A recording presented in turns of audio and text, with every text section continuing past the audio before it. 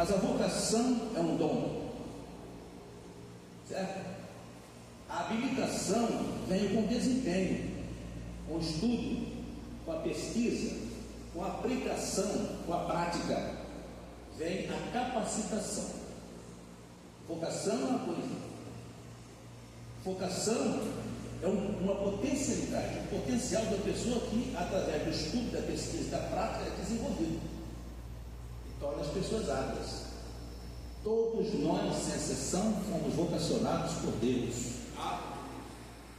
Amém? Não há ninguém entre nós, salvo que tenha o nome escrito da vida, que não tenha um dom para servir ao reino de Deus.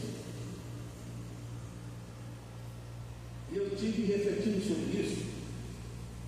Por isso, eu fiz uma declaração no culto passado, né, que eu estudo aqui, e eu gostaria de fazer essa correção, mas dar essa informação, uma informação que vai servir para sempre, para todos nós. Nós podemos nos autoavaliar através disso aqui. Jesus, o que está acontecendo? A questão é assim.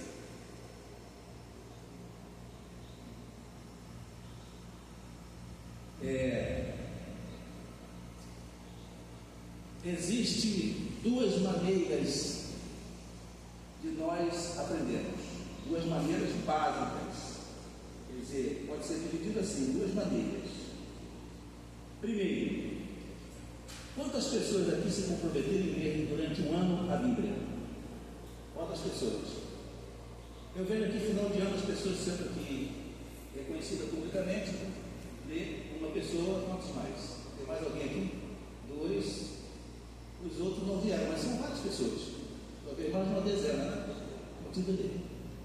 Eu disse aqui que quando você ouve, você tem a capacidade de reter 10%. E eu errei nessa declaração. Na verdade, é quando você lê, você tem a capacidade de reter 10%.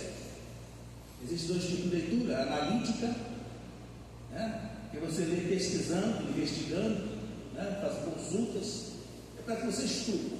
É um estudo superficial, mas é um estudo. A leitura analítica. E existe a leitura devocional, que é uma leitura corrida. Você lê um salmo corrido. Quem lê a Bíblia durante um ano, não tem condição de você ler a Bíblia durante um ano de forma analítica. Você lê devocionalmente a Bíblia. Mas essa leitura devocional proporciona a você a possibilidade de você reter 10% do conhecimento, né, daquele conteúdo que você leu. E quando você ouve, né, a possibilidade de você reter 20% do que você ouve, né? Você está aqui ouvindo, mas você está tendo um proveito. É importante que você tenha a capacidade de avaliar isso, porque tem pessoas às vezes que não vê um significado, não tem discernimento da importância de estar presente todas as terças-feiras, todo domingo pela manhã, para ouvir o estudo. E às vezes de assunto já ouviu mais de uma vez. Ela não tem esse discernimento, né? Mas se você ouve a palavra, você pode reter até 20% daquele conteúdo.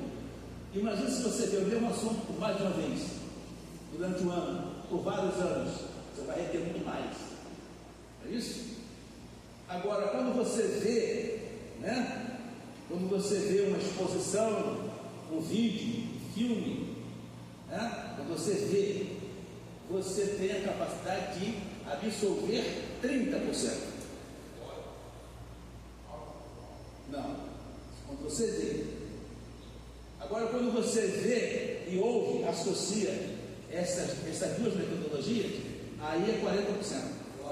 O audiovisual, uma técnica muito usada no ensino infantil, né? Eu gosto de fazer exposição.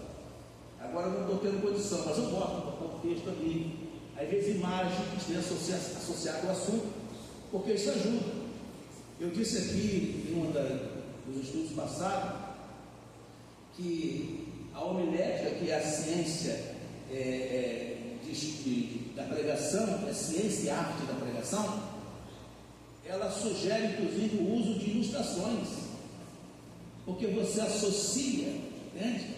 Aquela informação a uma história, a uma imagem, que ajuda a fixar esse conhecimento, esses 20%. Irmão, estou entendendo, diga amém. Amém. Muito bem.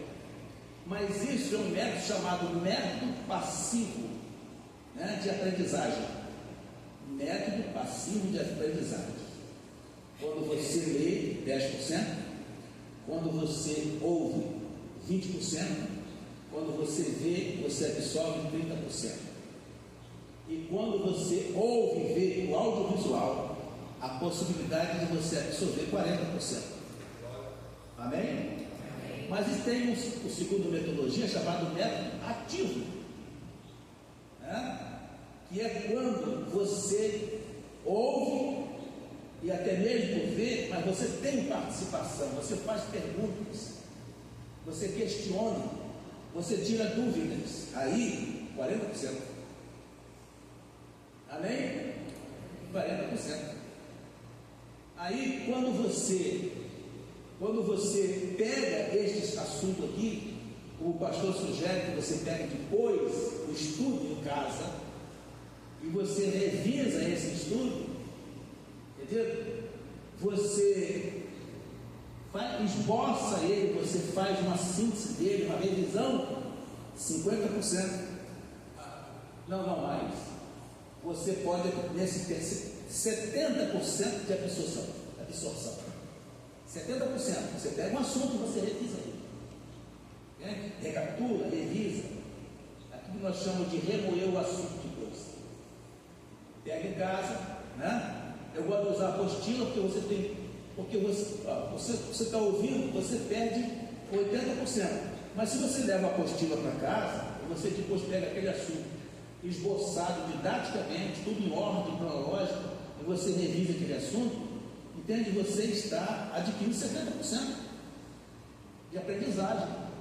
Aproveite isso de forma racional, consciente, auxiliando que essa informação serve para sempre. Daqui para sempre, vamos tirar proveito o máximo possível de tudo aquilo que nós temos a oportunidade de absorver na casa de Deus. Né? A gente vai às vezes para casa e não lembra nem do versículo da mensagem, nem do teu, você vem lembra, quando chega em casa não lembra mais. Quem não tem isso assim, essa consciência. Aí quando você prepara um assunto, né, você revisa, você esboça ele, você prepara para ensinar. É o que eu estou fazendo, que o pastor faz todas as terças-feiras, e muitos professores fazem nas escolas dominicais. Você prepara um assunto para ensinar e você compartilha 95% de aproveitamento. Entende? Quando Jesus manda fazer discípulo, entende? Quando você está exercendo esta comissão, você está tendo proveito de 95%. Entende? Você se habilitou a adquirir conhecimento por todos os meios, por todas as metodologias, e agora você está compartilhando isso, o seu aproveitamento é 95%. Entende? E sabe qual é a grande influência disso na nossa vida? Teu sentimento muda, teu comportamento, tuas atitudes mudam em todas as áreas. Por quê? Porque nós sentimos como pensamos, e nós pensamos de acordo com as informações que nós adquirimos. Nós usamos dizer que a palavra é a nossa regra de fé e prática. Entende? Então, como nós vamos colocar em prática, né, se nós não retivermos essas informações? Está dando para acompanhar? Amém. Não é um estudo bíblico, isso aqui é informativo. Aí vou trazer aqui uma sequência de estudo, porque o tema hoje é a Igreja Projeto de Deus. Então,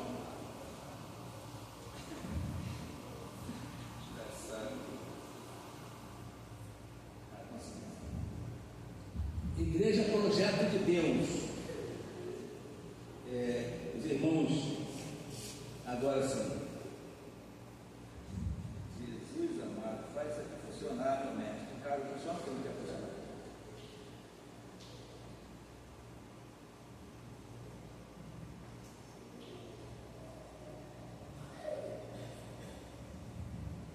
Projeto é uma atividade planejada com começo, meio e fim para alcançar determinado objetivo. Vou repetir: projeto é uma atividade planejada com princípio, meio e fim para alcançar determinado objetivo. São uma das maneiras mais simples de definir projeto. Correto? Um projeto envolve 3 elementos essenciais. Eu estou falando de igreja como projeto de Deus. Um projeto envolve 3 elementos essenciais. Repita comigo: objetivo, estratégias, metas. Objetivo se tem no singular. Objetivo, repete: objetivo, estratégias e metas. Então, um projeto envolve esses 3 elementos. Não existe projeto se não tiver objetivo, se não tiver estratégia, se não tiver metas. Esse projeto é impraticável. Então, como eu estou tratando a igreja como um projeto de Deus, o primeiro ponto, vocês já sabem que isso aqui tem 3 divisões. O primeiro chama-se projeto, repete. Projeto. O segundo chama-se, qual é o segundo tópico? Estratégias. Qual o terceiro? Metas. Porque projeto envolve esses 3 elementos. Amém? Objetivo, estratégia e metas. Então a igreja não existe por acaso. A igreja, eu costumo dizer que a igreja foi idealizada na eternidade com natureza, missão e propósito. É um projeto de Deus. Existe uma diferença entre igreja e reino de Deus, certo? Reino de Deus é algo muito mais abrangente que a igreja. A igreja faz parte do reino de Deus, né? Muito bem. Então, o objetivo da igreja pode ser dividido em 3 dimensões. O objetivo da igreja, dentro da igreja como projeto, ela tem objetivos, estratégias e metas. Como objetivo, o primeiro tópico pode ser dividido em 3 dimensões. Repita comigo: glorificar a Deus, fazer discípulos, manifestar o reino de Deus.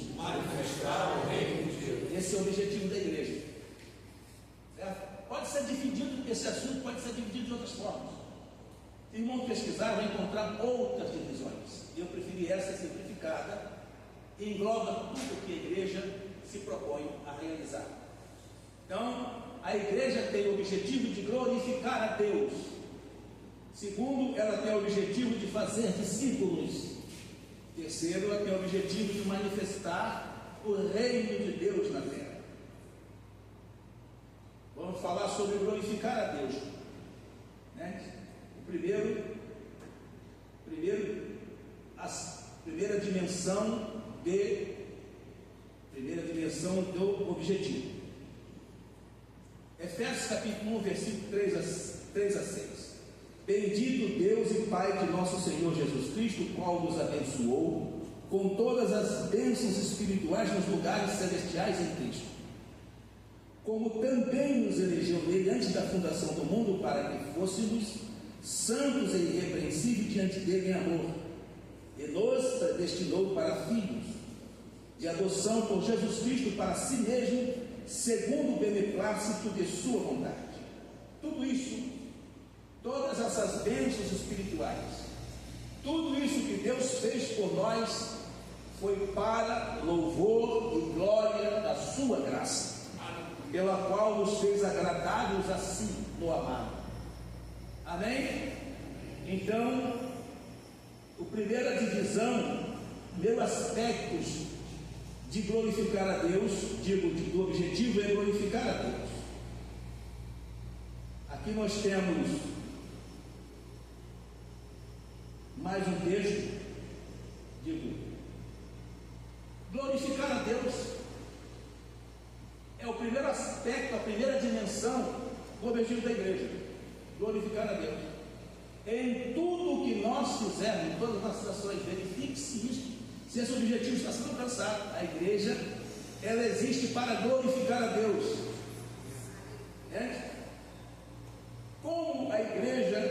glorifica a Deus? É uma pergunta que nós vamos responder. A igreja glorifica a Deus quando cumpre o propósito para o qual foi criada. Ela glorifica a Deus. Você lembra que Jesus, quando estava finalizando seu ministério, em uma de suas orações ele disse: Pai, eu glorifiquei-te na terra, tendo consumado a obra que me destes a fazer. Glorifica-nos agora tu a mim, com aquela glória que eu tinha contigo antes que o mundo existisse. Eu glorifiquei tendo consumado a obra.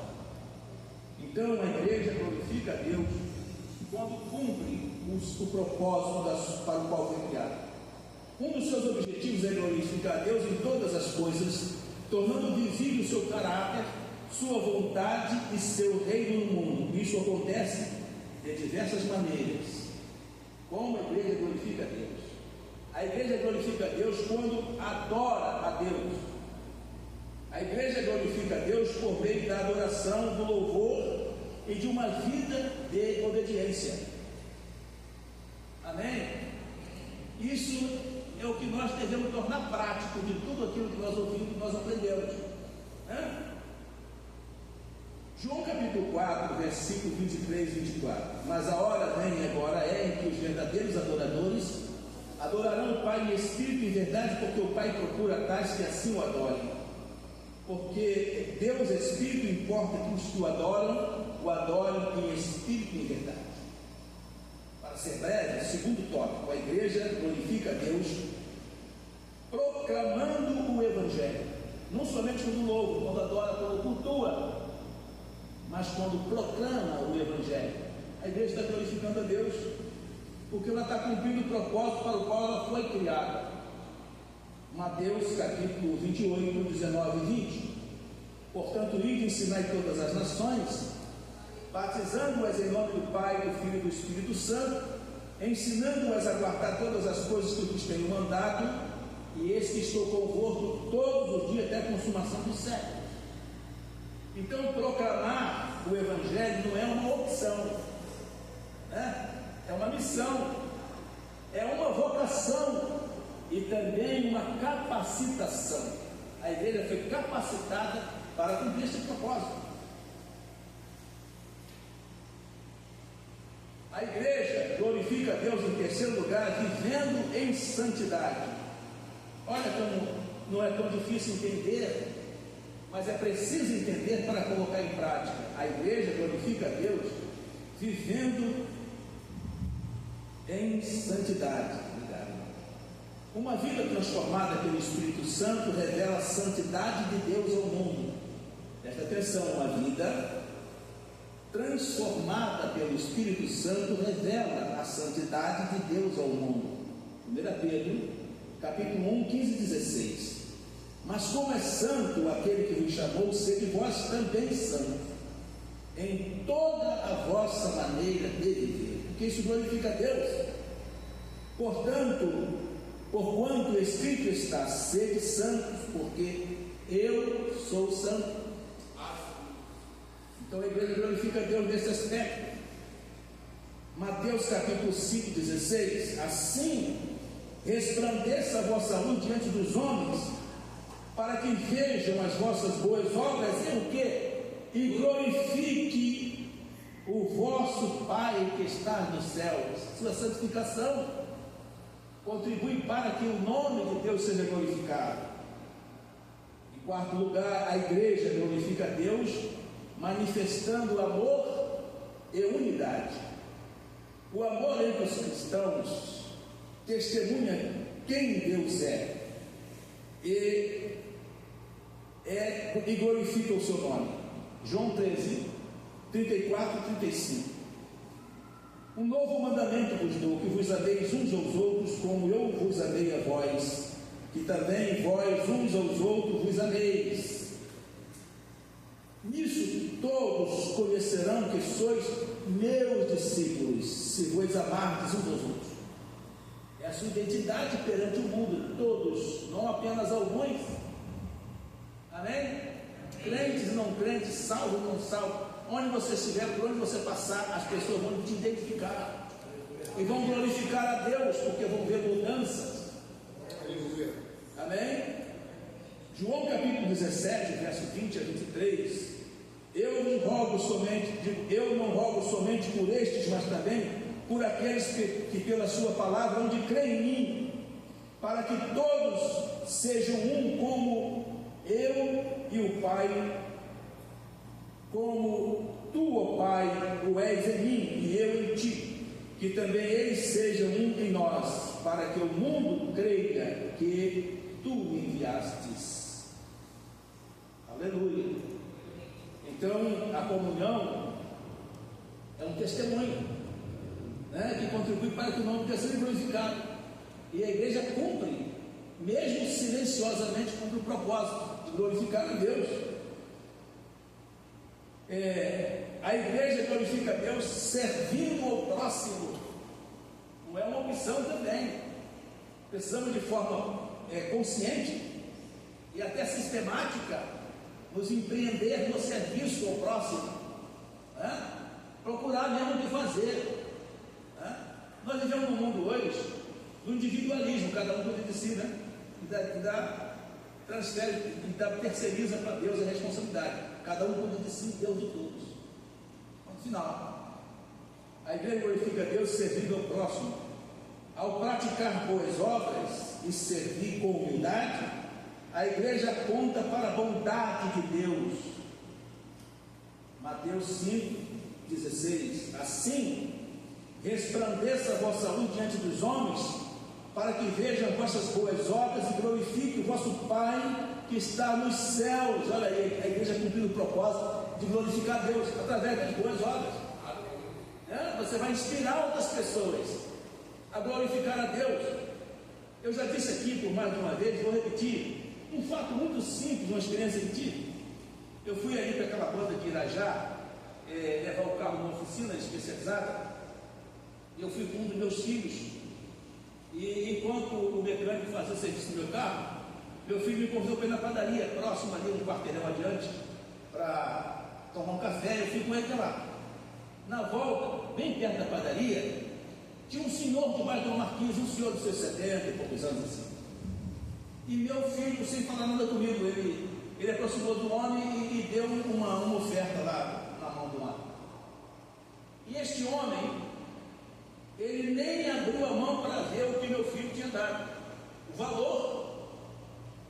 Ele levantou as mãos e deu 3 pulos e gritou 3 vezes: Deus existe, Deus existe, Deus existe. E eu fiquei impactado com aquilo. Eu fiquei impactado, porque eu não esperava aquilo.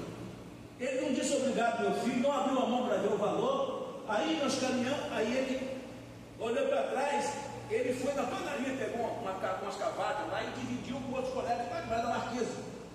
E eu, na frente, perguntei ao meu filho: quanto que você deu a ele? Ele disse: R$4. Você já recebeu mais de R$4. Pela graça de Deus, das mãos de Deus. Veja qual é o objetivo que nós temos para glorificar e para inspirar as pessoas através das boas obras a glorificar o Pai que está nos céus. Aleluia. Veja, uma ação, né, assim, espontânea, voluntária, inspirou aquele homem. Eu não sei se era desviado, não sei se ele está fazendo uma prova com Deus, mas Deus deu um sinal tão forte para ele que ele saltou e gritou 3 vezes: Deus existe, Deus existe, Deus existe. Irmãos amados, Ele não somente existe, Ele está aqui entre nós. Porque Ele é fiel e correto aquele que promete. E nós estamos aqui desfrutando dessas bênçãos de Deus. Eu me alimentei por mais de 2 vezes hoje. Tenho razão de sobra para glorificar a Deus e para inspirar multidões de pessoas a glorificar a Deus. A igreja glorifica a Deus, edificando os santos. Eu já preguei aqui algumas vezes dizendo que sobre a tríplice missão da igreja, né?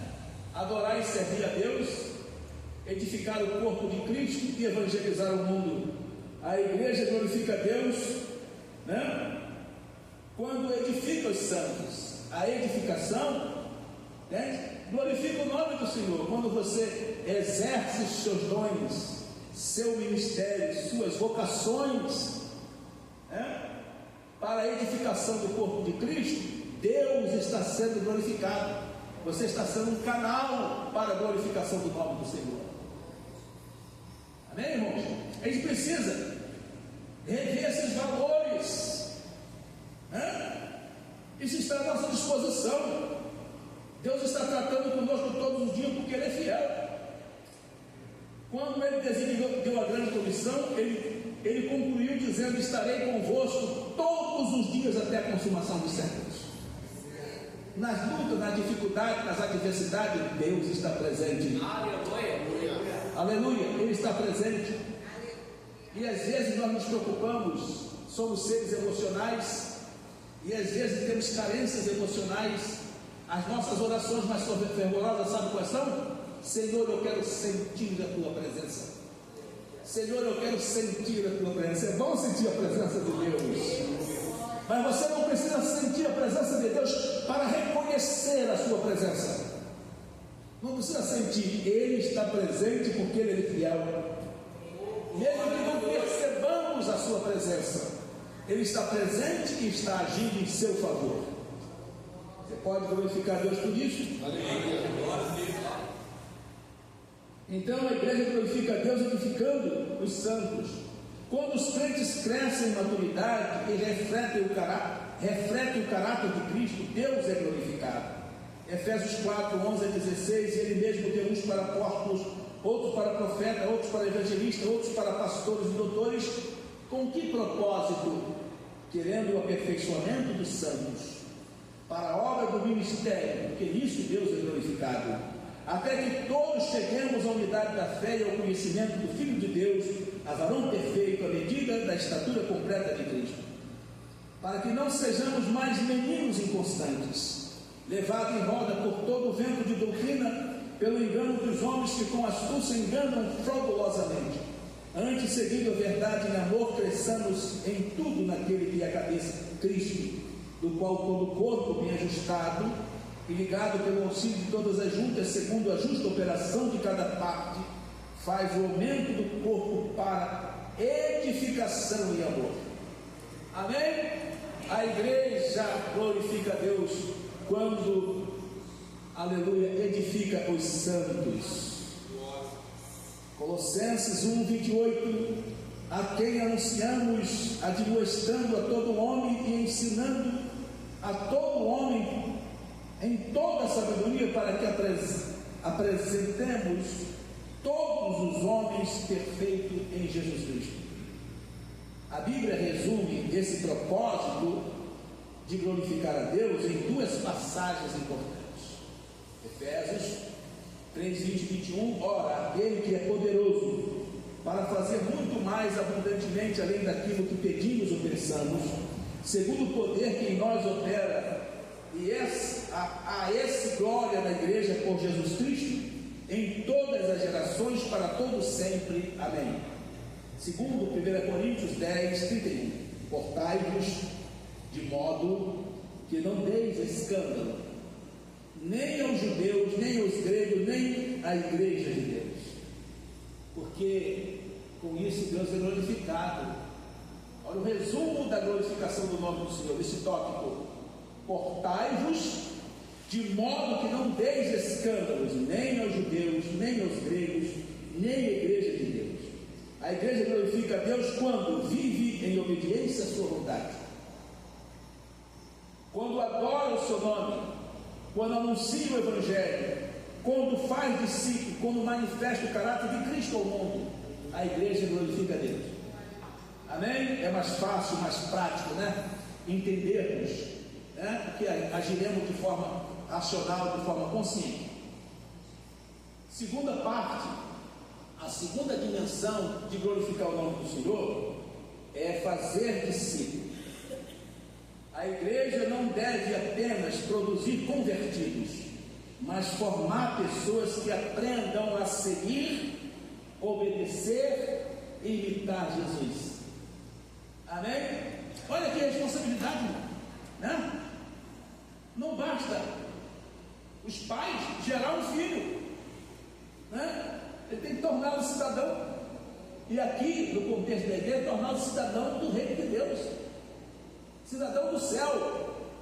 Então não basta gerar, produzir um novo convertido, mas formar pessoas que aprendam a seguir, obedecer e imitar Jesus. Você pode glorificar a Deus? Precisamos acompanhar as pessoas nesses estágios, né? Nessas etapas do seu desenvolvimento, seu amadurecimento. Mateus 28, 19 e 20, repetindo: portanto, ensinai todas as nações, batizando-as em nome do Pai, do Filho e do Espírito Santo, ensinando-as a guardar todas as coisas que vos tenho mandado, e eis que estou convosco todos os dias até a consumação do século.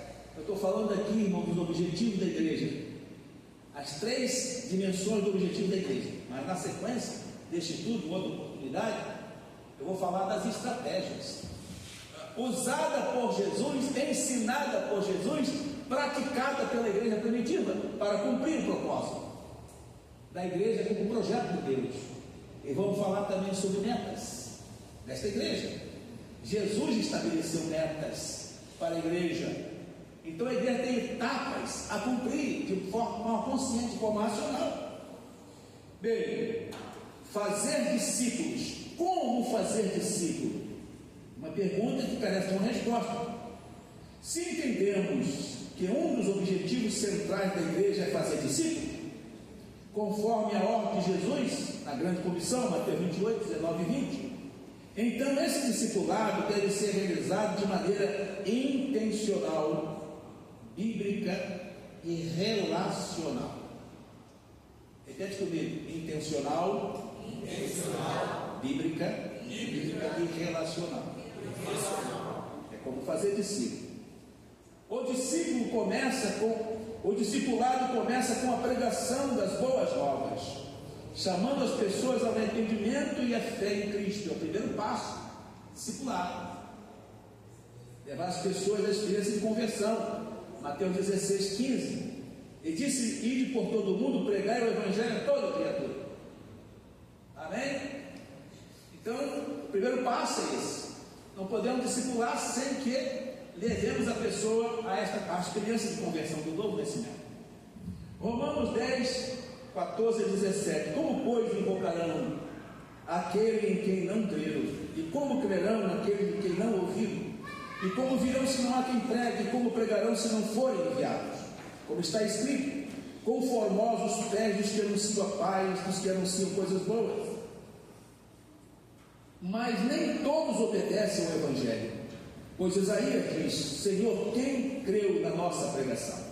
De sorte que a fé é pelo ouvir, e ouvir pela palavra de Deus. As pessoas precisam ter fé para aceitar a Jesus, e esta fé não é um produto natural do ser humano. Existe uma fé natural, entende? Mas essa fé, ela é inspirada, né? Ela é produzida pela palavra. É preciso ouvir a palavra. Amém? Mateus 28, 19. Portanto, ide ensinai todas as nações, batizando-as em nome do Pai, do Filho e do Espírito Santo. Atos capítulo 2, 38 a 41. E disse-lhes Pedro: arrependei-vos e cada um de vós seja batizado em nome de Jesus Cristo para perdão dos vossos pecados. Recebereis o dom do Espírito Santo, porque a promessa vos diz respeito a vós, a vossos filhos e a todos os que estão longe, a tantos quantos Deus nosso Senhor chamar. E com muitas outras palavras lhes testificava e os exortava, dizendo: salvai-vos desta geração perversa. De sorte que foram batizados que de bom grado receberam a sua palavra, e naquele dia agregaram-se quase 3.000 almas. Olha, irmão, que classe extraordinária para o discipulado. 3.000 decisões. Aleluia. A palavra foi pregada com graça, com ousadia, com autoridade, com inspiração, e houve resultado. O primeiro passo é proclamar o Evangelho. Para fazer discípulo, a igreja deve ensinar a obedecer a Cristo. Jesus não ordenou apenas ensinar doutrinas, mas ensinar a guardar tudo o que ele ordenou. O discipulado visa formar um caráter semelhante ao de Cristo. Amém? Então, é um ensino que gera resultado, que alcança não apenas o intelecto, mas também o coração, a alma. Para fazer discípulo, e fazer discípulo é a segunda dimensão do objetivo da igreja. É fazer esse primeiro objetivo. O primeiro objetivo da igreja, a primeira dimensão é glorificar a Deus. O segundo é fazer discípulo. Fazer discípulo. Para fazer discípulo, a igreja deve caminhar em relacionamento. Assim como Jesus viveu com seus discípulos, a igreja deve discipular por meio do exemplo, do cuidado, da correção, do encorajamento. Entende? Então, caminhar em relacionamento. Marcos 16, 13-15. Ele subiu ao monte e chamou para si os que ele quis, e vieram a ele, e nomeou 12 para que estivesse com ele, e os mandasse a pregar, e para que tivesse o poder de curar os enfermos e expulsar os demônios. Jesus chamou para si, para um relacionamento pessoal, e através do exemplo, o Senhor os discipulou, e os capacitou, e os comissionou. É importante isso, é o maior de todos os exemplos. Mas a igreja faz discípulos através do caminhar em relacionamento. 2 Timóteo 2, 1 e 2. Tu, pois, meu filho, disse Paulo a Timóteo, fortifica-te na graça que é em Cristo Jesus, e o que de mim, entre muitas testemunhas ouvistes, confiam a homens fiéis que sejam idôneos para também ensinar aos outros. Amém? Então aqui é o discipulado por meio, a igreja, para fazer discípulo, a igreja deve caminhar em relacionamento. Terceiro, para fazer discípulo, a igreja deve promover o crescimento espiritual. Para fazer discípulo, é um processo. Amém? É um processo, não é apenas uma intenção, não é apenas uma possibilidade, é um processo. O discípulo deve ser conduzido à maturidade, desenvolvendo uma vida de oração, estudo da palavra, comunhão, serviço e santidade. Amém? Isso tem que ser bem definido, não pode ser assim, empurrar com a barriga vida cristã e achar que os resultados serão favoráveis. Haverá vitórias em todas as lutas, em todas as batalhas. Numa batalha o soldado é preparado, né? Ele é preparado a usar as armas de defesa e de ataque. É preciso agir de forma racional, consciente do que a palavra é. São princípios. Efésios capítulo 4, 11 e 16. Ele mesmo deu uns para apóstolos, outros para profetas, e outros para evangelistas, e outros para pastores e doutores. Para fazer discípulo, a igreja deve promover o crescimento espiritual.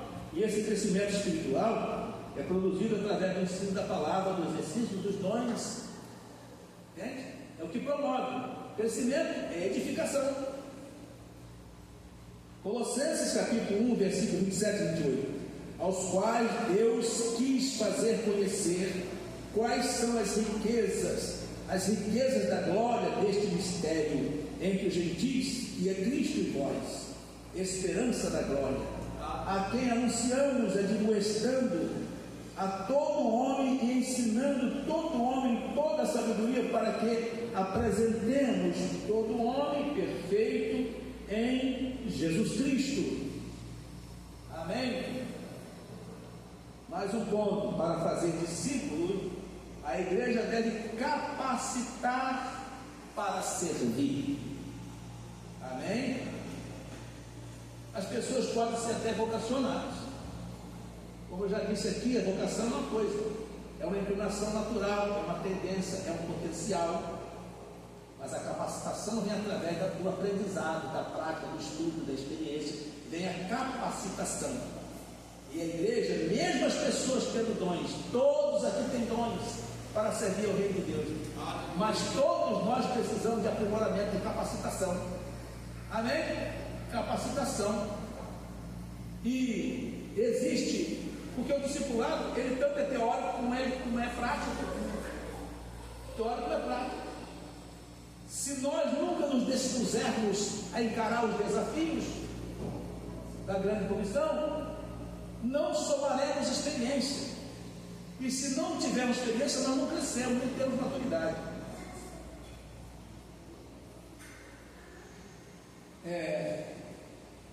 Eu quero ser mais didático possível, mas a didática admite, né? As ilustrações, né? Eu vivi aqui no Brasil, nas incertezas do Brasil, né? Em muitos aspectos, e até mesmo decorrente hoje nós temos informações até demais, temos excesso de informações. Mas algumas décadas atrás nós não tínhamos todas essas informações. Quando eu saí daqui para os Estados Unidos, em 1998, nem celular tinha. Nem nos Estados Unidos tinha. Né? Ele começou a surgir os meus celulares, e lá a gente usava radinhos, aquele radinho de comunicação. Deixava o dedo aqui. Né? Foi uma evolução muito rápida. Hoje, graças a Deus, não temos acesso a muita informação. Mas,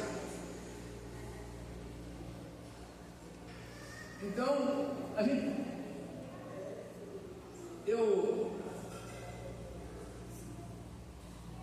aqui no Brasil, naquelas incertezas e na desinformação, eu vivia muito ansioso. Eu tinha muita ansiedade.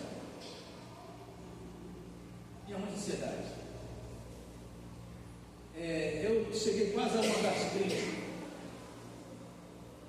E a acidez era tão grande, produzida pela ansiedade, que ardia minha cabeça. Não sei se alguém tem essa experiência. Ardia dentro da cabeça. Muita ansiedade. Mas o dia, essa para mim foi uma experiência gloriosa. A maior ansiedade que eu já tive na minha vida, eu tive uma crise de ansiedade logo que cheguei nos Estados Unidos, os primeiros dias. Eu preciso compartilhar isso. Eu vivia aquela ansiedade. Quando Deus definiu de forma muito clara, um dia, talvez no culto de missões, eu conto a história, né, da minha chamada para a obra, das promessas que Deus tem cumprido muita promessa na minha vida, da experiência que vivi. Mas depois de 26 anos de espera do cumprimento de uma promessa de Deus, 26 anos, Abraão esperou 25, eu esperei um ano a mais. 26 anos. Quando Deus falou comigo, eu estava quase desistindo de tudo, até do ministério. Quando Deus falou comigo assim: eu sou o Senhor que prometo e cumpro o que prometo. Eu te levarei a outras nações, como te tenho dito. Prepare-se, porque estou te levando para os Estados Unidos da América.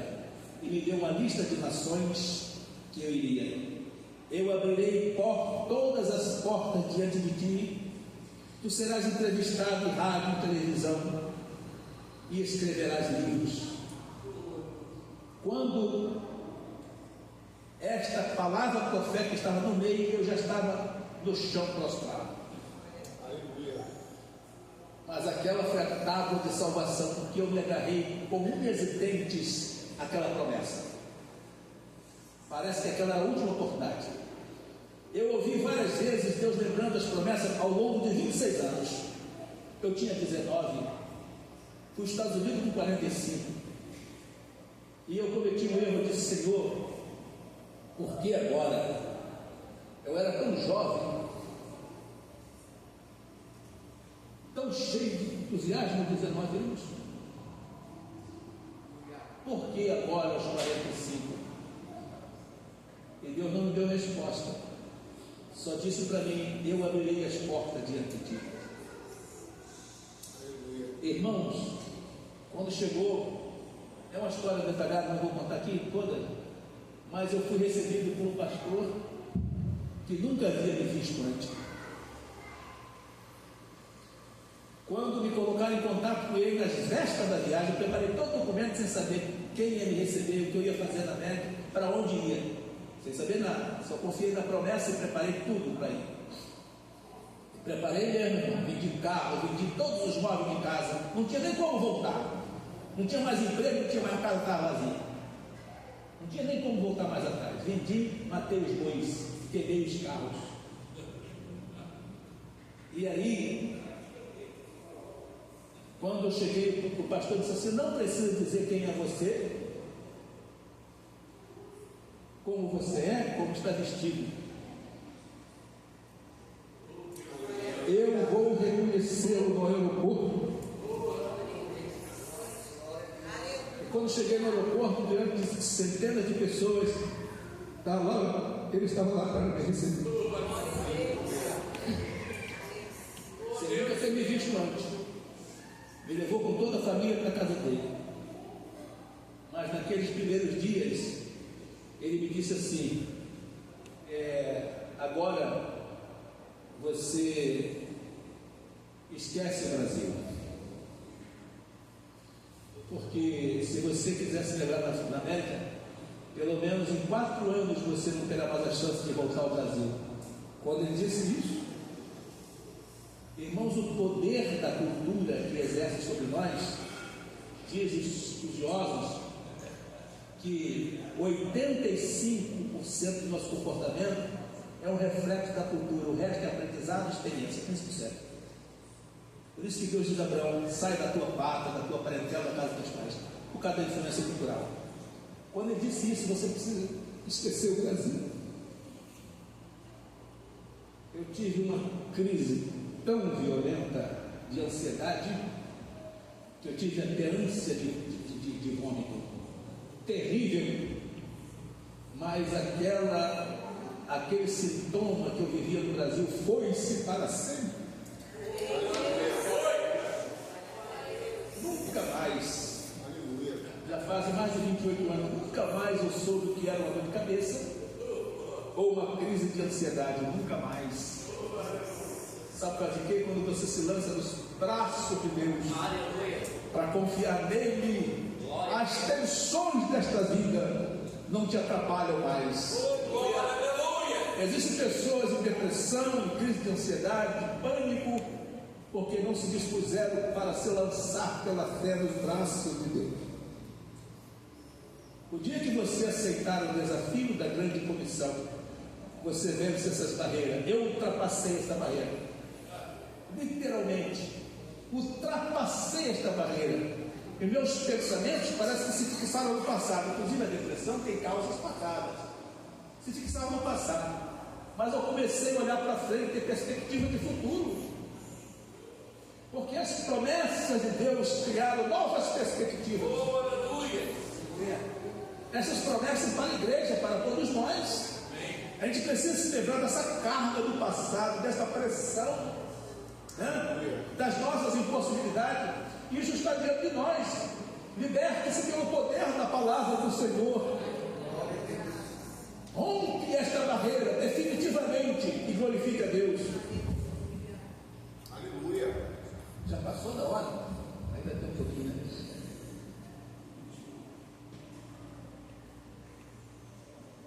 Para fazer discípulo, a igreja deve, além de capacitar para servir, né?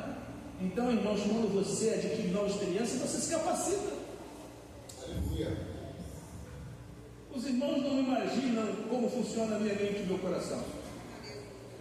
Eu vivo em constante conflito porque eu sei o que Deus é capaz de fazer. Eu sei o que Deus é capaz de fazer.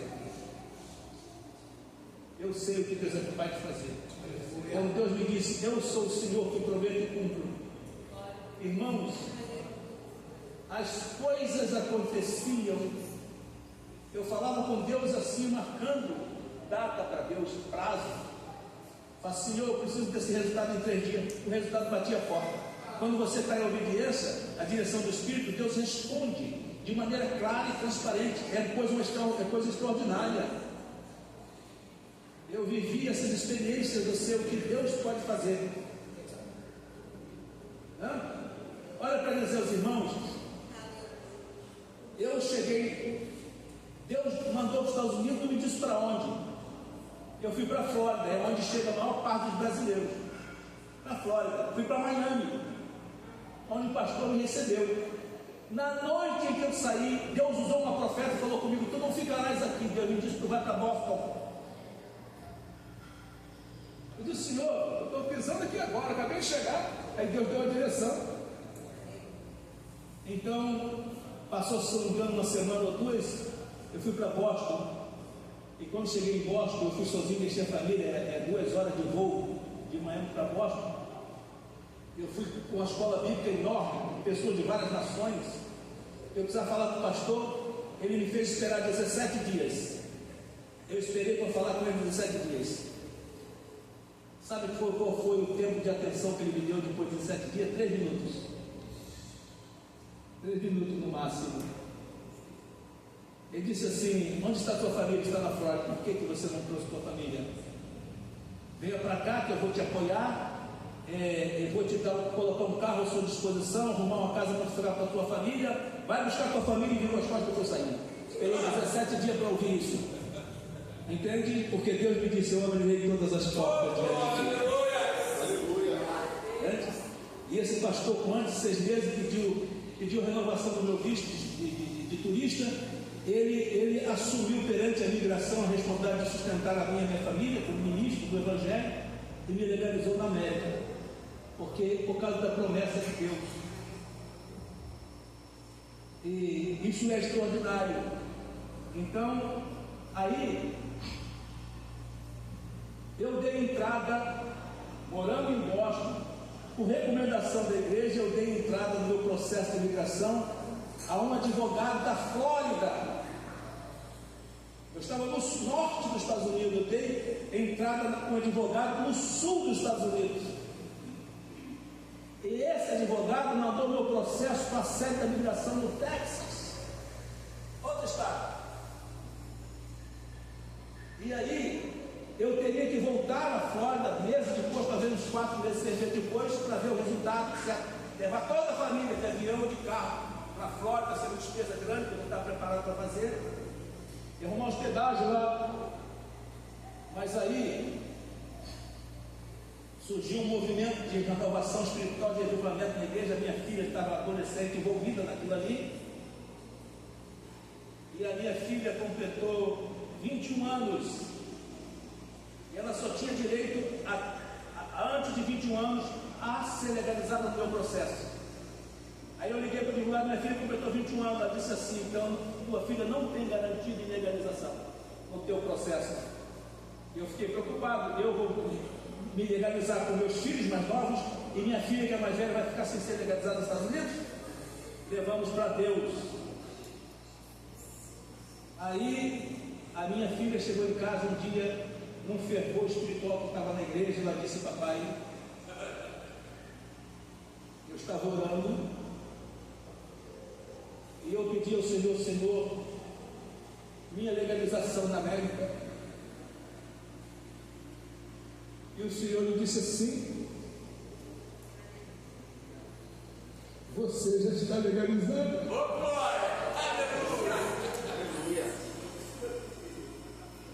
Você já foi aprovada. Deus falou com ela. Ela disse: papai, eu já fui aprovada. Deus falou comigo que eu fui aprovada.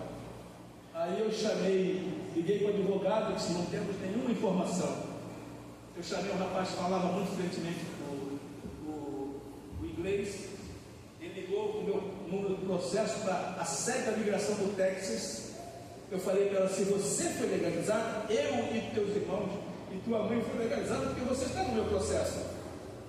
Quando o rapaz ligou para a migração, que deu os números dos processos, a migração informada: vocês já estão há semanas legalizados. Todos vocês.